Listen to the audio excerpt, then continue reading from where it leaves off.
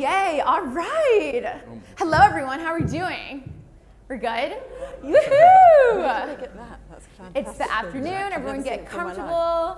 Don't be shy, move up to the front. We love getting the splash zone. Exactly, okay, someone's moving up to the front. I love it, thank you so much.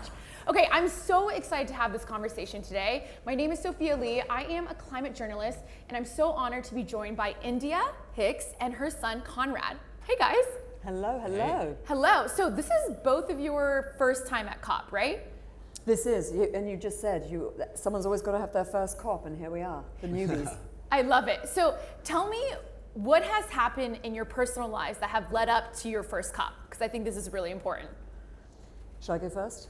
What? India, take it away. I'm a little older, I get to go first. Exactly. Well, Conrad and I live on a tiny barrier island in the Bahamas, and so we have seen, certainly in the 30 years that I've lived there and the 21 years that he's lived there, we've seen an enormous change in climate, particularly from the strength of hurricanes, and we have a 3-month hurricane season, and now it's a very active season. And I think between that, and I was just talking to you about the pandemic, when you have an island that's totally reliant on tourism and that gets shut down, there is obviously then the nervousness of food insecurity. So we started a food bank, we were part of an organization, and we were involved in that for 2 years. So I think we've seen climate come into our lives. We didn't actively go out and understand about climate. It's increasingly in our lives.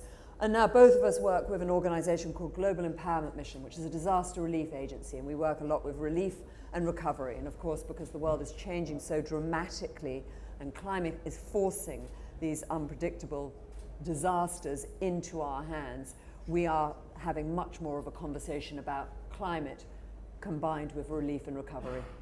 Yes, indeed, which is so important. We're going to get into this a little bit later. Conrad, what about you? What has led you here that makes this COP so important to you? Well, I mean, obviously the same reasons, but I would say as a member, Mum, I love you, but a member of the younger generation, I think it's sort of undeniable. It's very prevalent. It's a big topic, and it's something that is important, especially for my future and everybody else's future. So along with her points, but I guess just from a different viewpoint, a younger generation, I think it's important to... I think that is interesting. I was thinking about it earlier today, and I think you've got an intergenerational question, but it is interesting that for my generation, and I'm 57,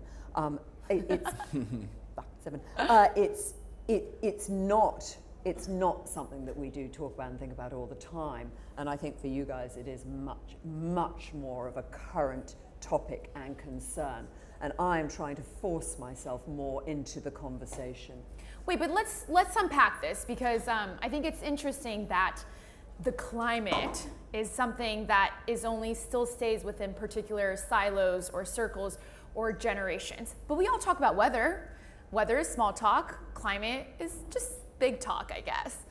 We all talk about weather. We all have such visceral memories and connections to nature. We ourselves are nature. But yet when it comes to climate, it seems a little bit like, ooh, we can't talk about that. But it's just an extension of the weather, of the nature. So India, you've traveled to so many incredible places in the world, corners of the world. You've seen different cultures, ecosystems.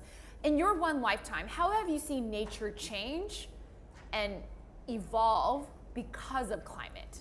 And again, that's very interesting, because Conrad was sort of saying earlier that, you know, he grew up, because we're in the Bahamas, he grew up very much outdoors, but my whole childhood was outdoors. I grew up in the countryside. I was riding bareback and ponies. Every time we traveled, it was always an outdoor experience. There was obviously no screens, there was no internet, there was no distractions. No internet. No internet, thank you. I'm joking. I mean, true. I don't even get that joke. Yes. There was no distraction. So you know, we were at one with nature, and I think luckily for them, by growing up on a small tiny island, a tropical island, they were outdoors all the time. But I think that now it's something that we have to force ourselves into thinking, let's get the kids outside, which is so strange to me, because it was more of a natural thing. Yeah, definitely. I mean, I'm luckily enough, as she said, I grew up in a very kind of outdoors environment for sure. I grew up with 3 older brothers as well, so there was always something to do to entertain ourselves. But I do think it's something, as you said, we are nature. It's good to return to it, kind of reminds yourself. It's obviously calming, and it has so many benefits, but it's important. It's important to kind of be in touch with nature itself. Yeah. But of course, now what we're seeing, you know, Mother Nature is angry. She's very, very angry. I mean, what we've just seen this year alone in climate change is extraordinary.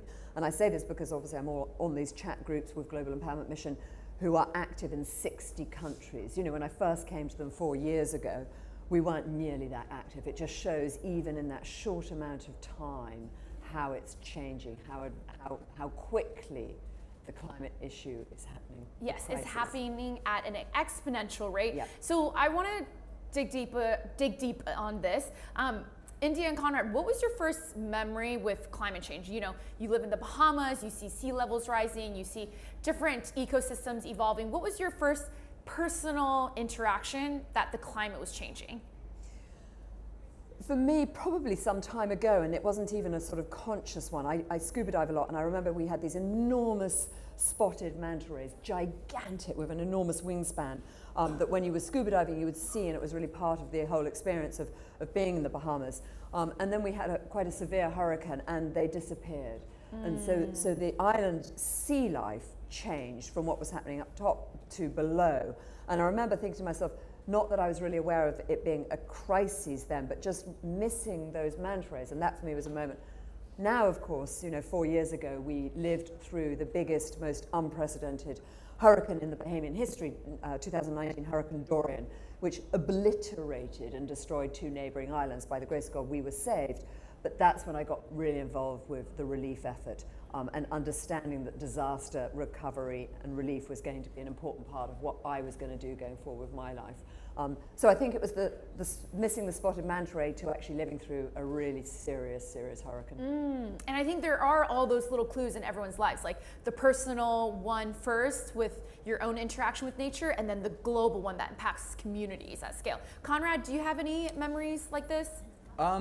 It's tough because, as you said, it's kind of hard to really know as, I guess, you go about living and time goes on. It's hard to know what is a cause of climate change and what isn't, and this, that, and the rest. But you know, again, coming back to the Bahamas and growing up there, we spearfish a lot, so we're in the water a lot. And the Bahamas, I'm sure there are much smarter people in the room, probably correct me, but I'm pretty sure the Bahamas is the only place in the world where sharks are overpopulated because they're so well protected by the government. And you know, local fishermen as well. It's definitely a topic of talk. The sharks have become more aggressive because of warmer waters.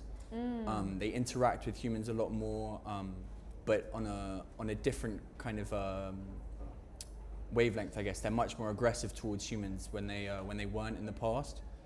And it's definitely something that a lot of my friends have been speaking about, and something that, you know, we kind of come face to face with whilst living up That's there. quite impressive. I like a shark story.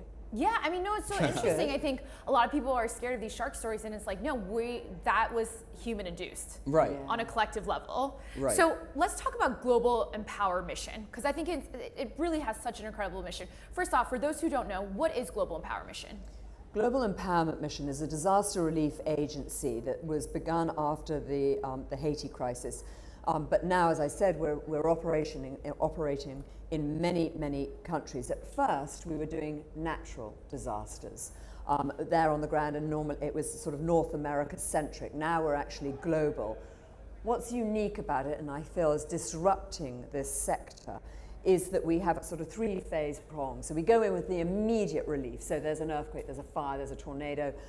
You go in to give people that immediate aid. And I always say it's like a box of hope. You get a box, and in it we curate to the specific area. So it may be clean water, battery pack, blanket, food. But then we stay on the ground, which is unlike other agencies. Most agencies do that immediate need and then they leave. We stay. There's a gap phase, phase 2, where we are keeping people, evacuees, refugees, housed and fed while stage 3 is happening. We're raising money, we're talking to local governments, local authorities, and we're then rebuilding communities that have been lost or affected by a hurricane or a natural disaster, rebuilding schools. We don't just rebuild the school so it's a school to get the kids back in, because we need to get the kids back into a framework very quickly after they've suffered a trauma on the levels that we're seeing, fire, tornadoes, hurricanes. But we're rebuilding those schools so that they are now a hurricane shelter, particularly in the Bahamas. That's the example that I have. So now it's somewhere that, God forbid, another hurricane comes through, which it will do, they have somewhere safe to go. So I think Global Empowerment are very unique in their perspective of disaster relief and recovery. I think that was such an important thing. You just said how Global Empowerment Mission is one of the only ones to stay after to make sure that the communities become more climate resilient. And one more important factor is the empowering bit. And I think both Conrad and I have seen this up close. And maybe you want to talk about the empowering bit. Well, that's the thing is, you know, when they go to rebuild these schools or residential buildings or just private homes, they use local workforce. So they hire and they pay local members or builders, and so they get them back in work. So, you know, there's money coming back into the community, and there's also, it's not just about the monetization of it. It's about kind of, you were mentioning hope earlier. It's the movement and being able to feel like there's progression after something like a hurricane or a tornado. And so what they do, he's explained it very clearly, what they're doing is we involve local government, local stakeholders, local individuals, local voices, so they have a guide in how their community is going to be rebuilt and a responsibility. They are involved, they are empowered, and I think that's really key. Yeah, and we can't talk about empowerment without talking about climate finance. That's the whole theme of COP29 right now, is climate finance. So empowering the local communities, giving them jobs after their whole livelihoods were washed away, that's so crucial. And we have a brilliant example after Hurricane Dorian in the Bahamas, where again, of course, after a hurricane is destroyed, there is debris everywhere. There was so much plastic in the water, and those beautiful turquoise waters, that we realized we needed to do an initiative to get the plastic out of the waters. Also, all the aid coming from the States was wrapped in plastic. There was more plastic being brought onto those islands than being taken off. We aligned with a company called For Hope. For Hope came in, they took the plastic back to the States and have a recycling program. Brilliant. Even more brilliant was all these school kids hanging around, feeling post-traumatic stress. They were employed by Global Empowerment Mission to go and pick up the plastic from the water, from the areas that that have just been destroyed. 580-gallon bags of plastic were picked up by school kids, paid for by Global Empowerment. So to Conrad's point, there is this sort of sustainable cycle of employment and regeneration and getting people back and focused on something. For ocean, then ship it out and recycle it back in the States. Brilliant. Partnerships make things much more nimble and effective. Yeah, a circular partnership. Yeah. And their studies have shown that the biggest antidote to hopelessness and trauma after disasters like this is putting it back into action, empowering the local community. So I want to, because we never see this in the news. In the news, you see Hurricane Dorian is the biggest Bahamas, like washes away, X amount have died. You see that in the news, it's very alarmist. And then you never see the news coverage of how the community rebuilds itself. Can you just share a little bit more about what month, like we talked about what month 1 through 6 looks like with the schools and empowering them. What does it look like years down the line? Well, that's a great one. So we're about to go back to Ukraine in 2 weeks' time. We go to Ukraine every couple of months. And in Ukraine, Global Empowerment Mission with Howard G. Buffett have a brilliant program there 2 years in. It's called Farm to Frontline. They give the farmers seeds, the farmers then grow the crops, harvest the crops. Global Empowerment Mission with Howard G. Buffett are buying back the crops, which we then package and put in those boxes of what we call hope. They're actually family necessity kits. We're delivering 55,000 boxes a week to those frontline territories. I mean, you might want to give a bit of information about what it feels like when we give that box out. Yeah, I mean, you feel the desperation obviously straight away, but it's always, I'm forever grateful for that feeling of actually feeling like you've made a difference. And it's so much more than just the food and of course those are the essentials, but as Mum said, it's so much more about the hope, you know, that feeling of not being forgotten. And these people are in really terrible times. And maybe describe how we do the 45 minutes, because it's extraordinary for people to understand how it's operated in a war zone. Right, so obviously with modern day technology, our phones and cellular data and stuff, and I'm sure it happens everywhere, not just between Ukraine and Russia, but they can track cellular data. So, you know, when you go to do food distributions and you bring out a village or a city and you work with local governments or officials, and you bring out all these civilians, and you have kind of 50 to 100, maybe even more, all stood there waiting for their box to come out of a big semi-truck. The Russians can track that cellular data, so they can see a hotspot of activity, and they think, all right, let's go check that out, or worse, pray that they don't. They might send something over that's pretty unfriendly. They target it. And so they can target those things, and so you get kind of a half-hour, 45-minute gap where you have to get in, hand out the aid, and then get back out, and just even those kind of situations is just unimaginable to the average, to someone like me. And now it's a very slick operation. Again, Global Empowerment Mission, they're a humanitarian organization, but working very closely with the military. They are in a war zone now. We're not just natural disasters, in a war zone. You have to be so careful, A, of your own aid workers, B, of the communities you're serving, C, of the military around you are helping and aiding in this. What's got so frightening now about Ukraine and the conflict there is when we have these 18-wheelers come in, we're offloading hundreds and hundreds of boxes, as Conrad says, and we've got a timed 45 minutes to do it in. There are other communities that can't get, A, they're ill, they may be giving birth, they can't get out of their bunkers. We have to then go out to those. So we have these smaller sprinter vans, which are now armored. We got a donation last year, so now they're safer, but they're armored. But we have military helping us get in and out of these conflict zones.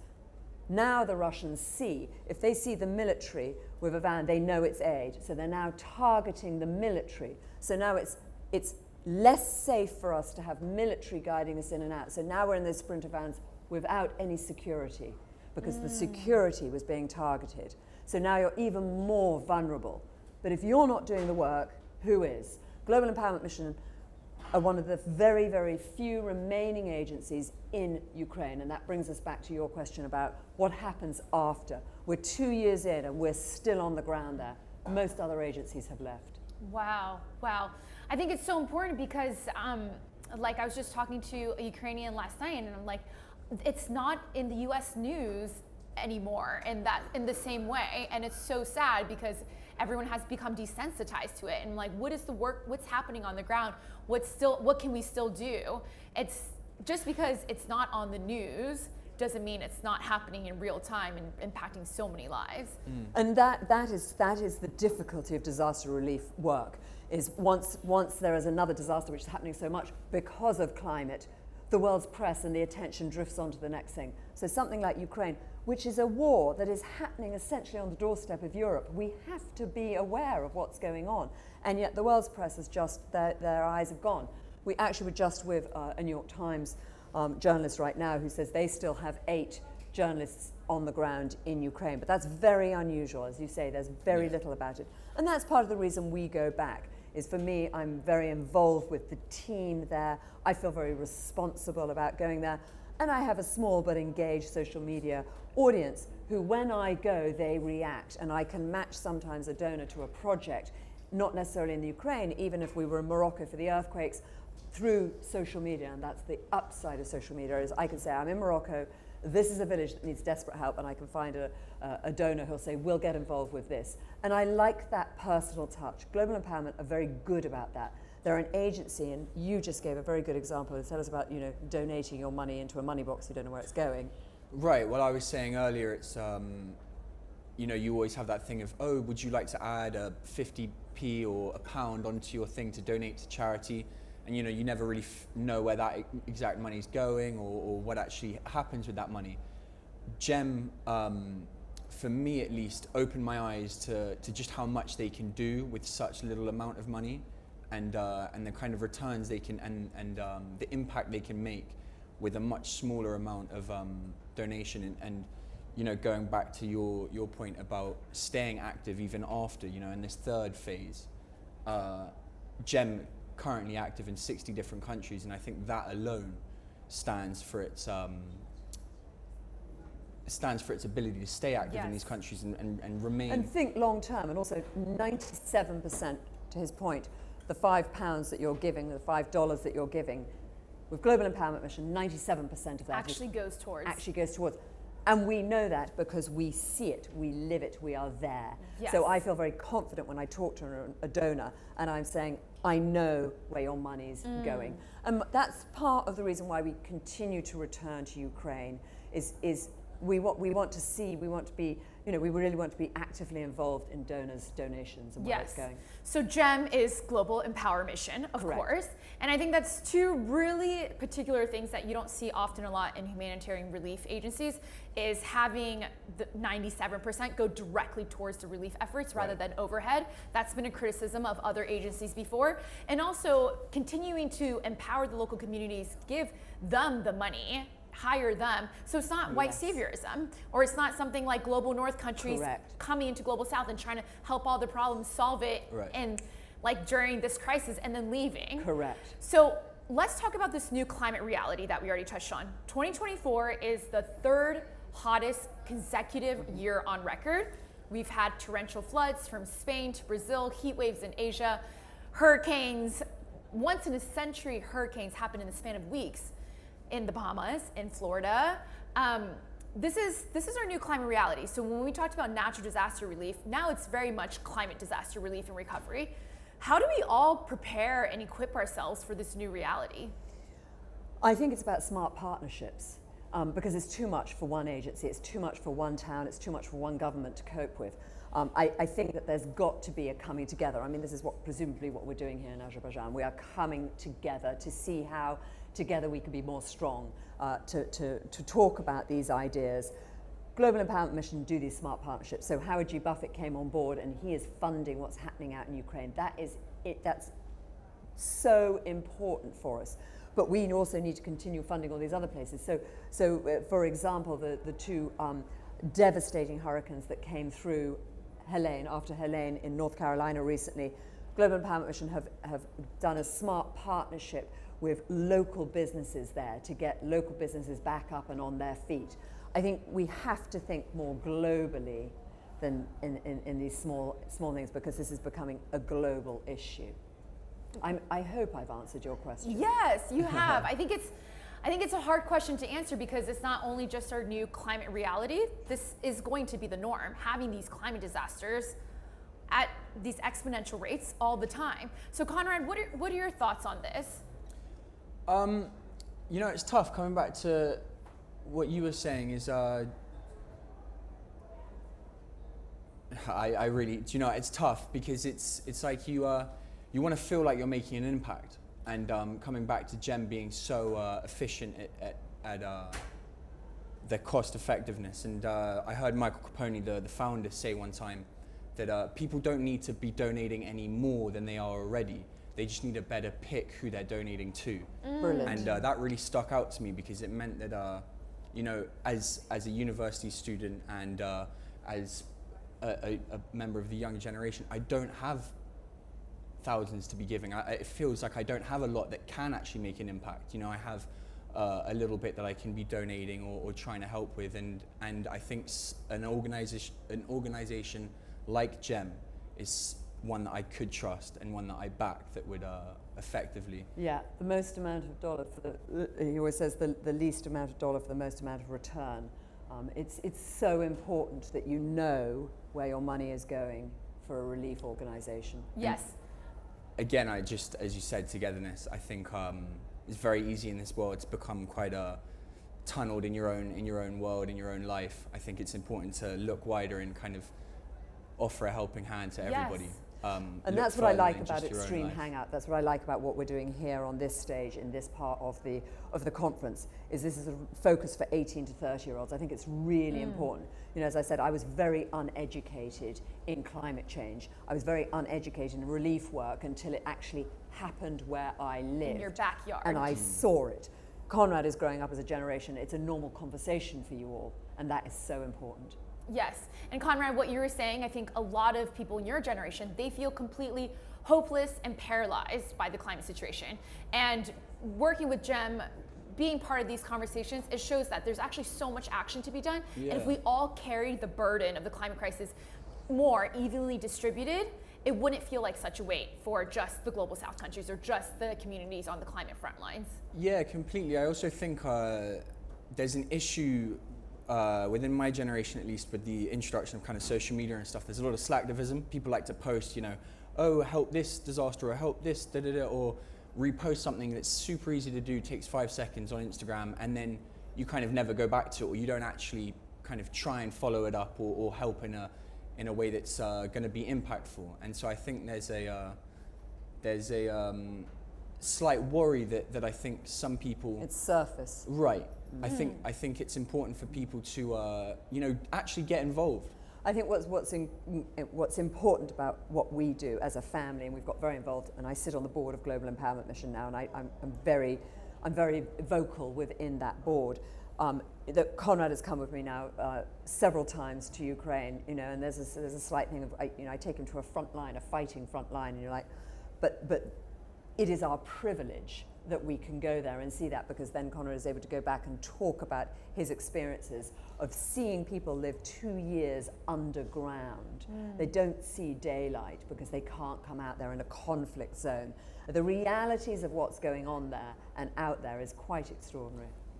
Completely, I agree with you, but I do also respect the fact that that's not an option for everyone. I'm incredibly grateful and very lucky to be able to get that opportunity and be able to experience that. When I said earlier, you know, get involved, it could be as small as, you know, doing a community cleanup within your neighborhood or something, or coming to something like this and trying to just be involved in small ways.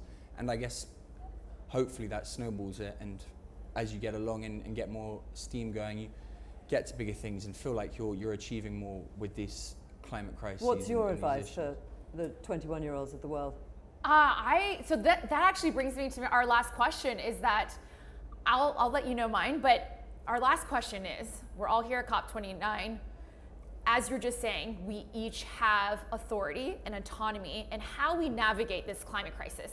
It's a personal choice we make every day. And we're just one person, sure, but my one person plus your one person plus your one person plus everyone here, that equals 7 billion choices in the world. So what's the last message you want to leave everyone, what we can do in our day-to-day lives to navigate this climate crisis collectively and better? Goodness, I think you've just said it with those words, that we can navigate it collectively, and we'll do it much better if we do it collectively. You know, this is what we're doing here today. The reason that we've come is because we feel the work we do with Global Empowerment Mission is actually making a difference. And whether it's making a difference to a larger audience, certainly making a difference within our own family and within myself, I feel that actually I am being actively involved. I'm always worried about, you know, about climate because I feel I'm uneducated in it. You know, we sit here with activists who really know their work, but I do know the difference that we're making with Global Empowerment Mission in changing people's lives who've suffered from the climate change. Yes. Conrad, any last thoughts? I think just going back to unity, I think we live in a world where it's very easy to connect with people, very easy to open up about these kind of things, and unity is needed, you know. It's, as you said, it's all our problem. Yes. We all share it, yes. And I think it's important to realize that, and so share the responsibility of working forward together and yes. trying to make a difference. And I would say my answer would be never replace that social media online connection with connection like this and connection on the ground. Yeah. Because that is truly connection. So. Oh, I like that. Thank you, India and Thank Conrad, you. so much. A round of applause for our panelists. Thank you. For Global Empower Mission. Thank you so much for your work. Thank you, everyone here, for your time. Brilliant. Thank you, guys. Thank you.